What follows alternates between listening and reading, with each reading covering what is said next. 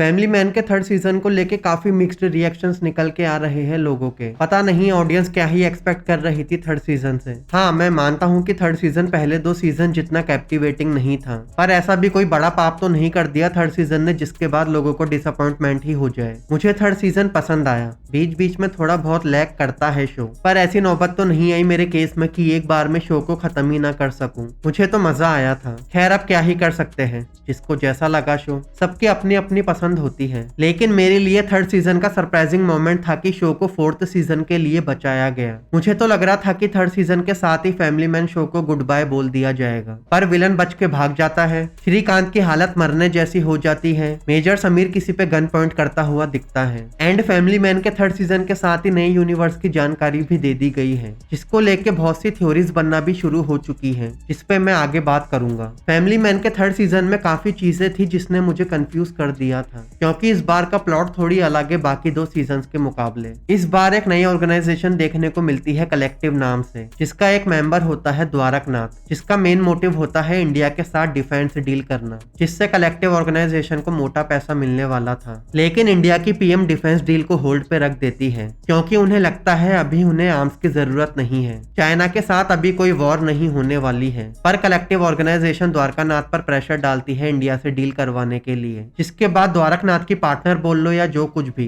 जिसका नाम मीरा होता है, वो मेजर समीर की मदद से आंध्र प्रदेश के ड्रग डीलर रुकमा को हायर करती है नागालैंड पर अटैक करवाने के लिए। एक्चुअली में इंडियन गवर्नमेंट प्रोजेक्ट सहाकार के चलते नागालैंड के रेबल ग्रुप से हाथ मिला के अपने रिलेशन स्ट्रॉन्ग करना चाहती होती है, जिससे चाइना इंडिया म्यांमार के बॉर्डर पे जो फिनिक्स विलेजेस सेटअप कर रहा है नॉर्थ ईस्ट में अटैक करवाने के लिए, उसमें नागालैंड का रेबल ग्रुप चाइना को अटैक करने से रोक सके। पर जैसे ही Kulkarni and Shrikant rebel group के चीफ डेविड खूजो से हाथ मिलाने नागालैंड जाते हैं, तभी मीरा रुकमा की मदद से डेविड खूजो पर अटैक करवा देती है, जिसमें कुलकर्णी एंड डेविड खूजो मारे जाते हैं। एंड इस अटैक का पूरा शक डेविड खूजो के पोते स्टेफन पर आ जाता है कि उसके ग्रुप जिसका नाम MCAS होता है, उन्होंने ही ये अटैक किया है, क्योंकि रुकमा एंड उसके लोग MCAS की यूनिफॉर्म पहन के ही श्रीकांत एंड टीम पर अटैक करते हैं। अब इस अटैक से द्वारकनाथ को ये फायदा होने वाला था कि इस अटैक के बाद नॉर्थ ईस्ट इंडिया के रिलेशन और ज्यादा बिगड़ जाएंगे, जिससे चाइना आराम से नॉर्थ ईस्ट इंडिया पर अटैक कर पाएगा। एंड जब चाइना जंग शुरू करेगा तो द्वारकनाथ की इंडियन गवर्नमेंट के साथ जो डिफेंस डील होल्ड पर चल रही थी वो डन हो जाएगी। लेकिन मेजर समीर नहीं चाहता था कि इंडिया इस डिफेंस डील को करे, क्योंकि अगर इंडिया ने डील कर ली तो वो और ज्यादा स्ट्रॉन्ग हो जाएगा, जिसकी वजह से पाकिस्तान को भी बहुत बड़ा अमाउंट डिफेंस के ऊपर खर्च करना पड़ेगा, जो वो करने की हालत में बिल्कुल भी नहीं होता। अब अटैक में श्रीकांत भी बुरी तरह घायल हो जाता है, लेकिन होश में आने के बाद वो बातें क्लियर करने की कोशिश करता है कि उन पर अटैक MCAS यानी स्टेफन ने नहीं किया था, बल्कि वो कोई दूसरे लोग थे। लेकिन श्रीकांत पूरी बात समझा पाता उससे पहले वो भी उस अटैक का सस्पेक्ट बन जाता है, जिसके बाद श्रीकांत के पास भागने के अलावा कोई दूसरा रास्ता नहीं होता। श्रीकांत अपनी फैमिली को लेकर नागालैंड चला जाता है। वहां जाके श्रीकांत स्टेफन को ढूंढ के उससे सारी बातें क्लियर करने का सोचता है कि श्रीकांत को पता है कि स्टेफन ने वो अटैक नहीं करवाया था। फिर श्रीकांत और स्टेफन एक दूसरे के आमने सामने आ जाते हैं। दोनों के बीच सारी बातें क्लियर हो जाती है। फिर दोनों रुकमा के पीछे जाने का प्लान बनाते हैं। तभी श्रीकांत को पता चलता है रुकमा ने कुछ इंडियन सोल्जर्स को कैप्चर कर रखा है, जिसके बाद श्रीकांत डिसाइड करता है सबसे पहले वो इंडियन सोल्जर्स को रेस्क्यू करेंगे, उसके बाद रुकमा के पीछे जाएंगे। अब श्रीकांत म्यांमार जाने के लिए अपने इन्फॉर्मर चेलम की मदद लेता है, जिसके बाद एंट्री होती है फर्जी से माइकल यानी विजय सेतुपति की। माइकल श्रीकांत एंड टीम को म्यांमार पहुंचा देता है, लेकिन जैसे ही श्रीकांत अपने लोगों के साथ सोल्जर्स को बचाने पहुंचता है तो वो लोग भी रुकमा के जाल में फंस जाते हैं। लेकिन स्टेफन पहले से ही प्लान भी रेडी रखता है, जिसकी वजह से उसकी दूसरी टीम उन्हें बचाने पहुंच जाती है। फिर सारे सोल्जर्स के साथ जेके एंड स्टेफन निकल जाते हैं एंड इंडियन आर्मी के बेस पर पहुंच जाते हैं। लेकिन श्रीकांत वहां से रुकमा के पीछे चला जाता है।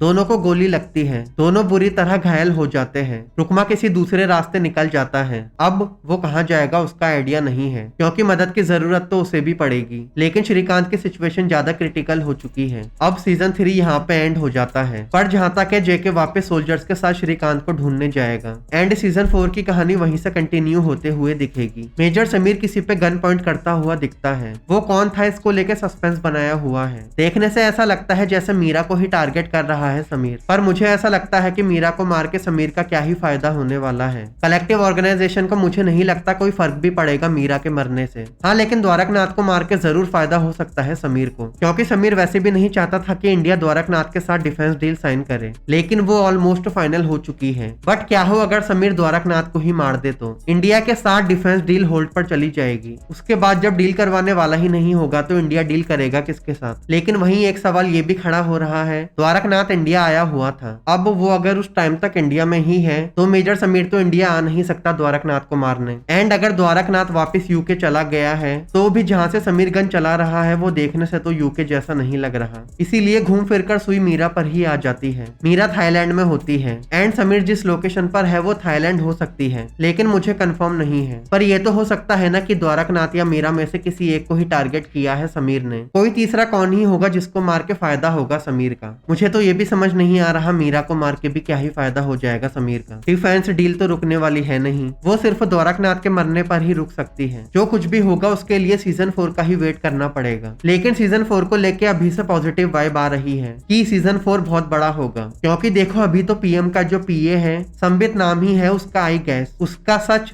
सामने आना बाकी है, क्योंकि उसने कितनी सीक्रेट इन्फॉर्मेशन से लीक करी है। पहले प्रोजेक्ट साकार होने से रुक गया अटैक की वजह से, जिसकी इन्फॉर्मेशन संबित ने ही दी थी द्वारकनाथ को। दूसरी, इंडियन सोल्जर्स को कैप्चर कर लिया गया संबित की वजह से। अब श्रीकांत होश में आते ही अपने आप को काम पे लगा के संबित के लंका लगवा देगा। एंड देखो मुझे नहीं लगता डिफेंस डील वैसे भी होने वाली है, चाहे समीर द्वारकनाथ को मारे या ना मारे। डील का पैसा द्वारकनाथ के पास पहुंचे उससे पहले संबित का सच सबके सामने आ जाएगा। उसके बाद द्वारकनाथ भी इंडिया का टारगेट बन जाएगा, जिसके बाद कलेक्टिव के बारे में जानकारी सामने आ जाएगी, वो क्या करते हैं, कैसे करते हैं, वगैरह वगैरह। तो सीजन 4 के लिए एक्चुअल में बहुत कुछ बचा हुआ है। ऐसा नहीं है कि शो को आगे खींचना था, इसीलिए जैसे तैसे थर्ड सीजन को बिना बात क्लिफ हैंगर पर खत्म कर दिया। अगर राज एंड डी के सही से खेल गए तो सीजन 4 जबरदस्त निकल सकता है। बस आई होप 4 साल का टाइम ना ले सीजन 4 लाने में, नहीं तो वो शायद बैकफायर कर सकता है शो के लिए। बाकी अब अगर बात करें फैमिली मैन एंड फर्जी के यूनिवर्स को लेके, तो देखो मुझे नहीं लगता ये कोई यूनिवर्स जैसा प्लान कर रहे हैं। यूनिवर्स तब बनता है जब दो अलग अलग मूवीज या शो के इवेंट्स एक दूसरे से कनेक्ट हो, लेकिन फैमिली मैन एंड फर्जी में ऐसा कुछ होगा मुझे नहीं लगता, क्योंकि फर्जी का प्लॉट पूरी तरह से अलग रास्ते पर चलता है एंड फैमिली मैन का अलग। हाँ, ये हो सकता है कि दोनों के कैरेक्टर्स एक दूसरे शो में क्रॉस ओवर करते हुए दिख जाए, लेकिन ऐसा नहीं होने वाला है कि दोनों के कैरेक्टर्स एक साथ आके पूरे यूनिवर्स का एंड कर रहे हैं। और ये तो भूल ही जाना कि शाहिद कपूर का कैरेक्टर एंड श्रीकांत कभी एक साथ देखने को मिलेंगे। पर ऐसा हो सकता है कि केके मेनन का कैरेक्टर फैमिली मैन के इवेंट्स का हिस्सा बन जाए, क्योंकि उसका काम फर्जी नोट्स का है। तो किसी तरह ऐसा दिखा सकते हैं कि केके मेनन का कैरेक्टर दुश्मनों की मदद कर रहा है पैसों से या फिर वेपन से। और जब श्रीकांत को केके मेनन के कैरेक्टर के बारे में पता चले तो माइकल ऑलरेडी इन्वॉल्व हो जाएगा, और शाहिद कपूर का कैरेक्टर तो वैसे भी केके मेनन के कैरेक्टर के पीछे पड़ा हुआ है। ऐसे में वो श्रीकांत की बैक एंड से मदद करके केके मेनन के कैरेक्टर के रास्ते लगा दे। बाकी कोई बड़ा प्लान किया होगा इस यूनिवर्स को लेके मुझे तो ऐसा नहीं लग रहा, सिर्फ छोटा सा क्रॉसओवर होते हुए दिखा सकते हैं एक आध बार, इससे ज्यादा कुछ नहीं होने वाला। खैर, आपका फैमिली मैन के सीजन 3 को लेके क्या कहना है, सीजन 4 में क्या कुछ हो सकता है, एंड यूनिवर्स को लेके जो हवा चल रही है वो सच होगी या नहीं, जरूर से शेयर करना। वीडियो को लाइक करना। मैं मिलूंगा अगली वीडियो में।